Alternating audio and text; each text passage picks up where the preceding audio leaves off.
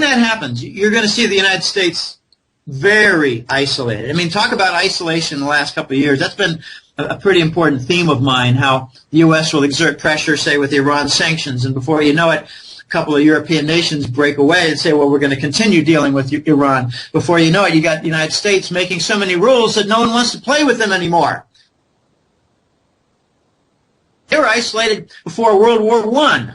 They're going to be isolated again as the fascist nation. So what are the four nations? It's Germany, Turkey, Saudi Arabia, and Japan. Okay, in order, let's just follow this. Germany has significant technology. The Eurasian Trade Zone, let's just think it's China and Russia and a lot of other nations. They're going to want the technology transfer from Germany. If you look at construction equipment in China, you see some Japanese, but you see a lot of German. I mean, that device that sucks up cement and drops it on the 7th floor, that sucking machine that deposits cement, that's German. They get the lock on that market. They have the lock on a lot of things. Obviously not cranes. A lot of countries make cranes. But we're going to see Germany important for investment capital. Watch Frankfurt explode as an RMB hub. That term is coming up a lot. It means renminbi hub. It means a hub for trading bonds and issuing bonds and converting currency from the Chinese yuan denomination. So it's the RMB hub. Watch a lot of the business connections with Russia and China. I think we're going to see the importance of the 3,000 German companies doing question. If 3,000 German companies are doing business in Russia, will Germany follow through on sanctions? I mean, what a stupid concept. Germany is not going to follow through on any sanctions with Russia. 40% of the natural gas used by Germany comes from Russia. 30% of all the crude oil used in Germany comes from Russia. You think they're going to sanction their own energy suppliers? What a stupid concept. No, Germany already has strong commercial ties with Russia and extremely firm but newer ties with China. They're going to flip, and what I've been told is that Angela Merkel, even though she was just reelected, she's been told, you're on the way out. You just don't represent us anymore. You want to continue to sing in total harmony with the U.S., EU, UK banker cabal, then fine, because you don't sing in harmony with our corporate sector here in Germany. I've heard rumors. It's kind of strange, but I'll just pass it on. I'm not saying it's going to happen. I'm just saying it's a rumor. Angela Merkel is trying to be dismissed from her current chancellor position, which is like their president, prime minister of Germany. She's trying to see a nice transition. The trouble is she doesn't speak English. But, you know, neither does the recent African leader of the UN. I mean, I don't know that you've got to be a real strong English-speaking Secretary General. All you really need to do is be a little bit dishonest in order to follow through on the UN global takeover plan, which I don't want to get into. All right, watch Frankfurt eclipse London. London is always expecting, oh, we're going to be the primary hub for the RMB trade. Really? Do you have corporate interest behind those RMB trades?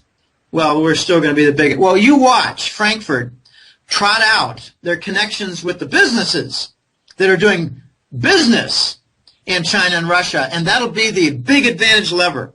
All right, enough of Germany. I think they're going to flip, and when it flips, there are going to be a lot of countries that follow, like France. Watch the pigs follow whatever Germany does, but with a lot of difficulty. All right, Turkey is the next swing state. They're the historical fence sitter. You can look back 1,000 years and still see, well, they got significant European ties, like, you know, the Ottoman Empire. Budapest is in Hungary.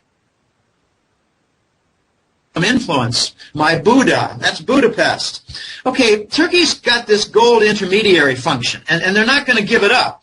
What happened after the Iran sanctions by the U.S., U.K., and EU, following like a French poodle in subservience, what you had was the Turks acting as intermediary for the Indians to buy Iranian oil. There's your three-way triangle. India bought Iran's oil and gas and paid for it to Tehran private banks in gold that they bought in Turkey.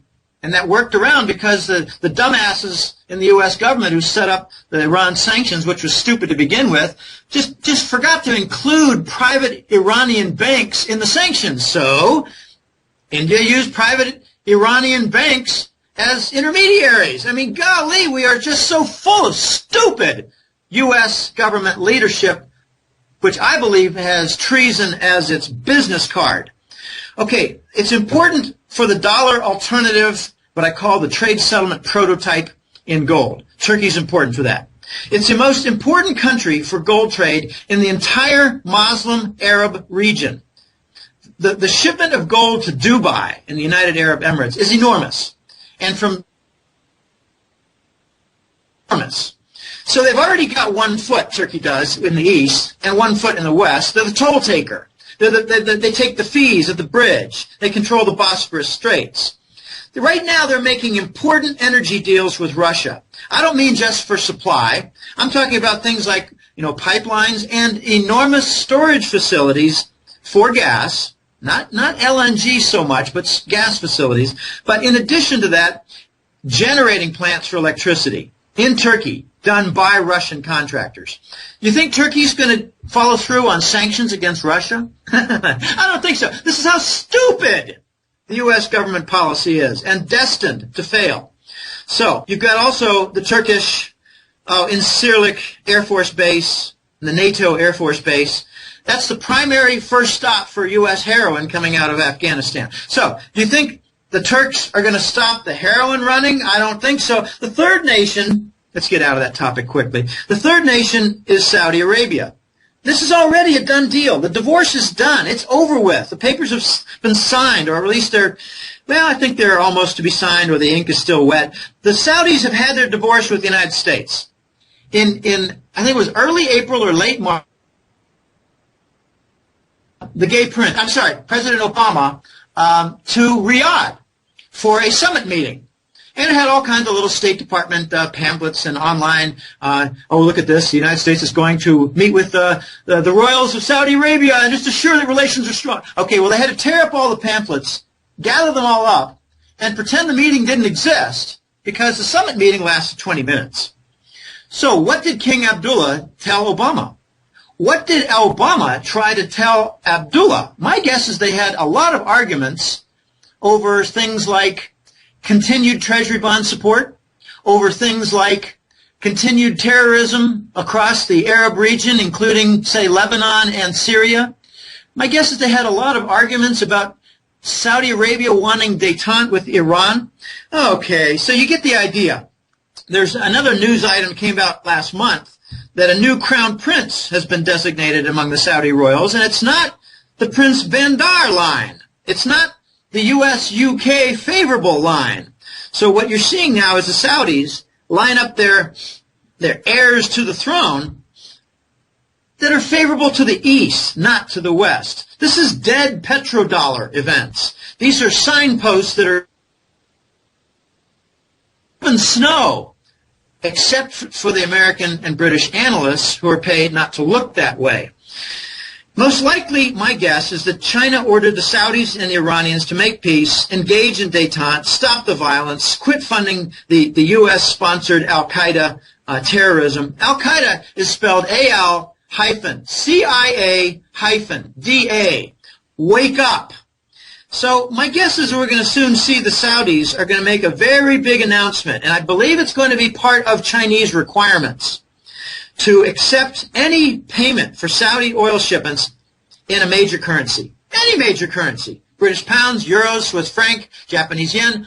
That doesn't matter, as long as it's a major currency. They don't want Thai baht, okay? They might take South Korean yuan. I don't know. Maybe the South Koreans will gather up some Japanese yen to pay. But we're going to see the Saudis and the petrodollar with a formal announcement that they'll accept any major currency. Watch all the OPEC nations follow, like Nigeria, and the entire Persian Gulf nations, like Kuwait, Oman, lots of different countries. They're going to take non-dollars.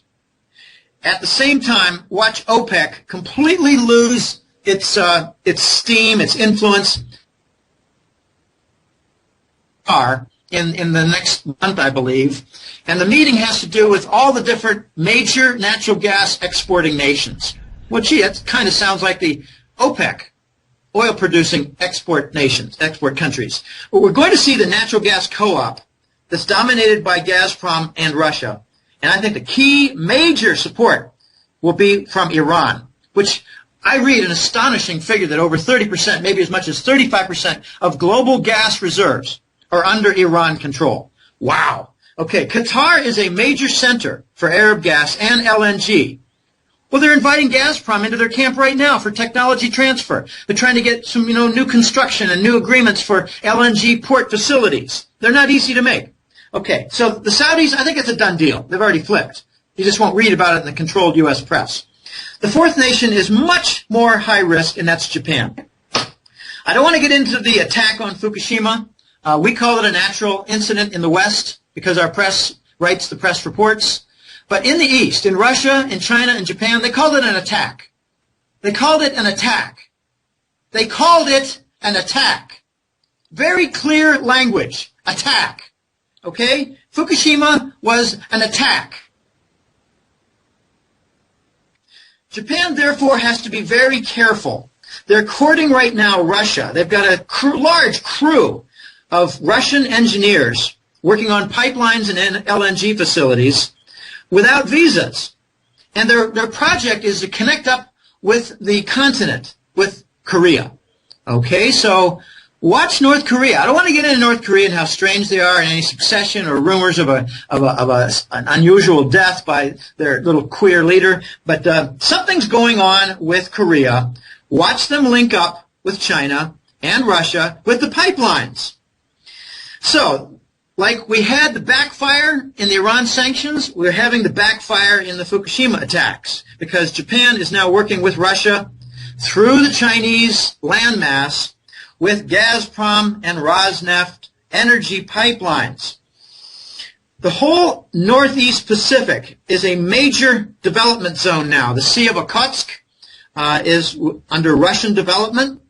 We're also seeing the Siberian coast develop its LNG facilities. It's kind of interesting. If you're in the frozen northeast of Siberia, you don't need to freeze much for cold. So we're going to see Japan and Korea join up, work out these commercial deals. So the U.S. is going to work the political and military angle, and the Japanese and Koreans, they're going to work the commercial angle. They're going to jump from the Western fold into the Eurasian trade zone. So watch these swing states. I think Japan is not a done deal so much because their prime minister, this Abe, he's nothing but an American tool who has really angered all the major political elements and banking elements and commercial elements in Japan. I don't see his term. It's not so much a term. A prime minister really has coalition support. Watch him lose his coalition support in Japan real soon, John. Yeah, we'll definitely keep our eye out for Abe losing his coalition support. And obviously those are major events to have those four nations swing away from the U.S. alliance and towards the East. The U.S. economy, Jim, it appears to be accelerating in its recession. Really never ended the recession. Statistically, in the U.S. press, it did, but in all practicality, it really never ended. And we appear to be accelerating into a new dip or a new decline. The housing market's rolling over again here in the U.S. What's happening in the U.S. economy, in your view? Well, first of all, I pay no attention to the NBER and their politically driven pronouncements of recession or no recession. When I was in graduate school at Carnegie Mellon, the chairman of my department was actually a key consultant for the NBER, the National Bureau of Economic Research. And I was told then, Jim, this is the most prestigious economic think tank in the United States. It's got some Boston roots, and it's really competent. And what I've learned over the years is, no, it's not competent. No, it's not. They take marching orders. So I really wonder if my old department chairman was part of justifying false policy and false conditions, or whether he was really bothered by it all but continued with his lucrative consulting work. You have to factor in the 4 to 5% standard lie. What I mean by that is, what is the price inflation in the United States? Well, I follow accurate calculations by John Williams at the Shadow Government Statistics Group. He now has declared and measured that the give or take. Okay, so if the United States government tells me that it's 1.5, let's just call it 1 or 2, then what's the lie? It's 4 or 5%. So they're calling price inflation on the nominal gross domestic product. By that I mean just add up all the numbers without any adjustment for inflation. Just what are the raw nominal numbers? They're calling the growth in the raw nominal numbers, they're calling it growth. They're calling it economic growth. It's not economic growth. They're calling inflation economic growth. So now, even with their 4 to 5% lie, we've got a recession in the first quarter of something on the order of 1%. I don't know if it's 1 1/4, 3/4%. I don't give a crap because I don't pay much attention to their stinking lies and propaganda. Because I don't care what they claim their deflator is. What they need to deflate is the hot air propaganda coming out of their stinking mouths. You got the retail sector that's actually in a free fall. I mean, I pulled out an article recently, and it had 20 different retail chain-type firms, all of them in negative territory, in you know what they call comp sales. What's our sales like this quarter versus last year's same quarter for stores that were in existence a year ago, so we can make a like-kind comparison. Store X in New York a year ago, that first quarter, versus Store X this year, first quarter. It's called comp sales, comparable sales. Well, that's a very important measuring stick. We use it all the time when I was at Staples for 5 years in the late 90s. All right, so you're getting this free fall in retail. And you know, people like to say, well, retail drives the economy. No, it doesn't. Retail and consumption does not drive the U.S. economy. It's the backwards thinking for the propaganda artists who want you to think that way. When you're doing home equity pullouts 5 years ago, 8 years ago, so that you can go on vacation or go to school or pay your bills, that's burning your furniture. That's not driving an economy. That's converting your capital into spending cash, spendable cash, what they call discretionary income. It's not even discretionary income. It's discretionary spendable funds. Okay, that's not driving an economy. What we're seeing now is some stark, ugly, extreme evidence in two forms. And I put out a public article somewhere around 2 months ago where I showed the money supply going from $800 billion in the year 2008 to the recent calculation, which is a 6-year jump 5-fold. Gee, did that not kickstart the economy? Did that not provide stimulus for the economy? No, it's evidence of systemic failure. What's the flip side? Where did all the money go and how fast is it moving? Well, you look at the money velocity measure, and it's way down in the last 7 years. It's gone from a 2.03 times versus a 1.75 times now. So since 2007 to now, 7 years, not quite full years, you've got a 25% reduction in money velocity. And just to substantiate that, Jim, usually if you're in a recovery, the velocity will pick back up as the economic activity picks back up. And we haven't seen that since 2008. It's continued to decline, and M2 velocity, I think, is at 20-year lows right now. Yes, it is. And why is that? It's because the money that's being shoved into the system is for Wall Street bailouts.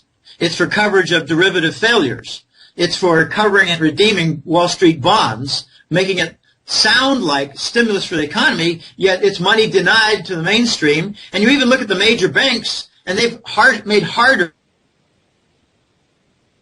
their approval process for, say, bank loans by a company. Oh, no, you don't have sufficient collateral for that. And sorry, but you don't have good performance in your company for the last 6 months. You're not a good credit risk. So what is a good credit risk? The dead, hollow reed, insolvent big banks. Those are great credit risks, even though they're all dead. So what you're seeing is a 5-fold increase in the money supply and a 25% decrease in the money velocity. What adds to the slowdown? What makes slower, I should say, the slowdown in money velocity, but low interest rates? All the savers out there outnumber all the people on consumer loans. That's the funny little fact of life. It's like half as it's like 50% larger, 70% larger. The volume of CDs, of savers, the amount of money put into the system looking for a yield on savings is 50 to 70% larger than the amount of money on consumer loans. So we like to talk about the stimulus of cheaper car loans, of cheaper mortgages. Well, gee, we're down to under 4% for the adjustable rate mortgage and the 30-year mortgage, but is that stimulating the housing market? No. Why? Because we've got all these different negative influences. I have been that professional economists don't notice that 0% interest and QE with unsterilized bond monetization is a deadweight millstone wet blanket on the U.S. economy, slowing the system down, raising the cost structure, vanishing the profit margin, and killing capital by forcing it into retired status. If you've got a small business or a big company's business unit, business segment, sometimes they call it, and it's lost its profit margin from higher costs, well, what happens? Well, you shut it down. You take the widget machines offline. You put them in a warehouse. You take all the computers and you move into other businesses, or you liquidate them. You find a liquidator that gives you 70 cents on the dollar or 60 cents on the dollar for your equipment, and you retire the capital. The end result of ZERP and QE is capital destruction. Wake up, you PhD economists. You're idiots. You're morons. You're harlots for Wall Street. You're spokesmen for the U.S. government. I'm not even a PhD economist. I'm a statistics PhD. And I like to say in my bio, unencumbered by the limitations of economics credentials. Why is it that I have correct forecasts and these PhD economists don't? Why is it that I see the capital destruction and the PhD economists don't? I'm going to say it's because you're paid by subscribers who want access to real data rather than the big banks and those who want to market. Exactly. I'm paid to notice what's really going on. I'm not a Wall Street harlot, and I'm not a government spokesman. So we're not seeing the policy work. And, you know, the sad tragedy of it all is if QE doesn't work, do QE2. If that doesn't work, do Operation Twist and confuse people. Then if that doesn't work, do QE3. And if your taper talk fails, continue with it anyway and just lie. Continue with Q3 and lie and use the Belgian bulge. So we're not seeing success from policy, and you got to question, well, what is their objective? My understanding of their objective is to crash the economy and institute global fascism. I mean, gosh, you had Joe Biden at the Air Force Academy giving a commencement speech just a few days ago, and he was very open about it. He said the U.S. is the leading nation to enforce the New World Order. I never like to get into NWO conversations, but gosh, our vice president did, and no one even criticized him. Gee, is this the jackboots and Gestapo talking? I think it probably is. All right, there's an Obamacare. Is that intended to help the U.S. economy? I don't think so. So what's the effect of Obamacare? Well, companies, large and small, are taking all their marginal employees and making them part-time so they don't have to pay into it. And they're also laying people off. So, gosh, I think Obamacare killed some jobs. Way to go, Obama. Gee, when you were at Columbia, bullshit, did you take any economics courses? No one saw you on campus, so where were you? We've got these Manchurian candidates and narco princes parading around as leaders. You got Jimmy Carter, half-brother of the Kennedys, parading as president, who continued with a lot of the State Department policy in the Middle East with Kissinger, who was basically a Rockefeller agent. You've got Clinton, bastard grandson of the Rockefellers, parading as president, finally got impeached over stains on a dress and how do you define the word is. I mean, gosh, our leadership has become a stinking joke. It's a joke, and they're not working toward the Constitution. They enabled its shredding with the Patriot Act. 9/11 was a coup d'etat. Building 7 had all kinds of J.P. Morgan. Building 7, never hit by an airplane. Gee, structural sympathy? made it fall. My joke with structural sympathy regarding the third building in World Trade is I've felled only a few trees in my life with a chainsaw. It's not an easy thing to do. You've got to throw a rope over an upper branch and pull hard on it to make sure you control its fall. But I had a smart friend, and if structural sympathy were the case, you could cut down 3 or 4 trees in a forest, and a couple of the other ones would fall in sympathy. It just doesn't happen that way. So, wake up in the United States. 10% I think is awake, and I give them a lot of credit. They're buying gold. They don't buy the 9/11 garbage story. The architects and engineers have their AE 1000 group. We're starting to see more and more information now come out. It's coming from the East. It's coming from the Snowden file source. About 9/11, what was it all about? I hope they come up with some evidence about what Oklahoma City was all about, because that has Fannie Mae trails to it. Now, we've got a nation that's pretty much been taken over, John, and they're trying to crash the system. They're going to increase QE, and they're going to lie better about it. They're going to continue with the bond monetization. They're not going to sterilize anything. They're trying to convince us that they're going to do more sterilization as they buy new bonds with printed money. They're not going to do that. They're going to continue using the proxies and exchange stabilization fund and what Rob Kirby likes to call the artificial demand through the interest rate swap derivatives with leverage of 50 to 1. They can create bond demand, and they've created some bond rallies that were totally artificial in nature. So a lot of weird things going on, and I think people need to wake up to the reality that we've pretty much lost our nation for its leadership, and it's going to be very difficult to take back. I think we're more likely to be reindustrialized with Chinese masters, and the United States is going to lose its dollar credit card in the process of the Eurasian trade zone coming into being. They're going to have gold-backed currencies. They're going to have a stepping stone of fully convertible yuan currency, and then later a gold-backed yuan currency. Both China and Russia, I should say each of China and Russia, they each have over 20,000 tons of gold. I mean, these official numbers are as stupid and full of lies as the U.S. has, economic growth. The Chinese have decided long ago, we're going to play your game of lies, and we're going to tell you that we have 1,000 tons of gold when we've got, closer to 15 to 20,000. There's no need to tell the Americans the truth on gold ownership. Just follow through with the Eurasian trade zone forcing device. We're getting into some key turning point events. And, a lot of people were pointing to mid-April as a key currency reset event.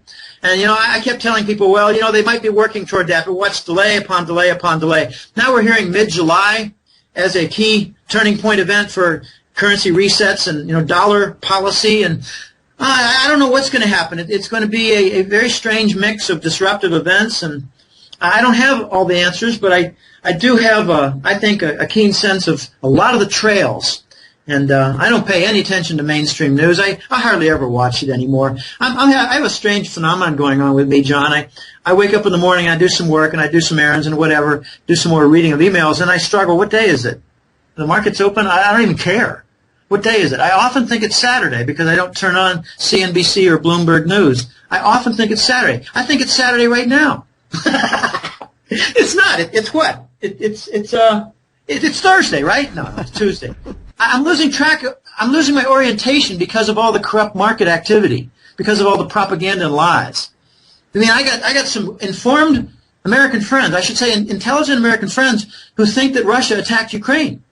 I mean, they're just clueless. Well, Jim, we've covered a lot of big, critical and important topics today, from the Gazprom $300 billion deal a couple of weeks ago, and the implications on that, to the Belgian bulge of U.S. Treasury bonds, and your theory that it could be the BRICS sourcing of gold reserves for a new coming central bank, as well as your prediction of the big swing states swinging away from the U.S. To the east, and the big swing states being Germany, France, Japan, and the Saudis. And that, in my mind, is probably one of the most monumental predictions you've ever made. And if we do see that happen, it's going to have profound implications on the U.S. dollar and the U.S. economy, and the reserve status of the dollar, obviously, as if some of the largest Western economies, particularly Germany and Japan, shift away from U.S. alliance and move to the east. So I think we'll wrap things up there. We'll let listeners, we've given them an hour already. We'll let them listen to that 2 or 3 times to let everything sink in if they want. But before we let you go, if you could let the listeners know a little bit more about where to find your regular work besides the public hat trick articles, of course, which are going to be read on Silver Doctors. Where do they find your subscription reports? Well, the website, goldenjackass.com. It's got a free public domain area where I have a web page full of interviews like this and public articles. The public articles are meant to inform and to try to instruct to some degree, but to be honest, I regard them as not so successful if they don't result in new orders placed for my newsletter. I'm in a business running the Hat Trick Letter newsletter. So my public articles they're functional, and I appreciate compliments from people about them, but they're shameless promotional pieces to try to gather more clients. And that's fine. I don't mind if people never sign up and read the public articles if they awaken to what's going on. So I've got the public area, but then there's the Hat Trick Letter. It consists of 2 different monthly reports that come out each month. It's the Money War report for high-level incidents, events, factors, and the Gold and Currency report, which is for ground-level incidents, factors, and lots of different things like, coin demand. I quote some things from your website on silver coin demand from the United States. There's a lot of stuff going on at the high level, which is a war to preserve the dollar regime in place with its satellite of paper currency. But then there's a ground level battle. It's mostly with demand and movement away from the dollar for trade usage. And I cover that with the Golden Currency Report. So those 2 reports cover a lot of material. And there's so much going on that in the last month, John, I had 2 special reports. I mean, it's incredible what's going on. I had a special report on just the military angle for NATO and contractors doing business with Russia and China. Europe has contractors doing business with Europe and China, with Russia and China. They're not going to sanction to get rid of their own business. I had another special report on the collapse of the U.S. economy. I call it Dead Man Walking. That was my second special report for the month. So a lot is going on. It's overwhelming what's going on. And my biggest decisions when I write the newsletter is, what do I not include? Because I can't cover it all. So I try to rotate topics. So it's all very interesting and very difficult.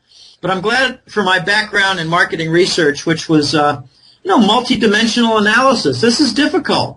And I don't buy into the propaganda for my work. I don't buy into the BS coming out of the government. I don't assume there's a recovery. I don't assume that Wall Street acts in your best interest. I look to see where's their crime, where's their fraud, where's their cover-up. And, the banker murders are part of their cover.